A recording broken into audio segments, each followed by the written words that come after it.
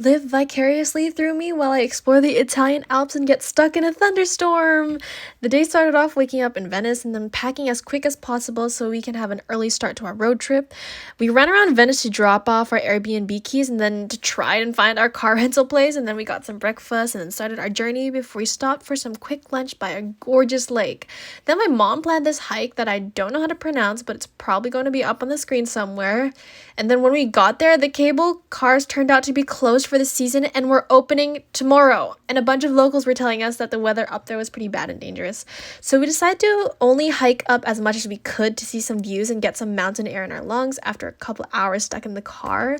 But after a while, we did get run out by a thunderstorm, and the thunder was loud and the rain was actually torrential. The hike was so breathtaking, and it put into perspective how humongous and beautiful the world is. And then I peed in a bush because you had to pay to use the regular bathroom, and I got to say that it was a 10 out of 10 experience and one of the coolest places to ever go to the bathroom. And don't worry, I left nothing and kept everything as I found it.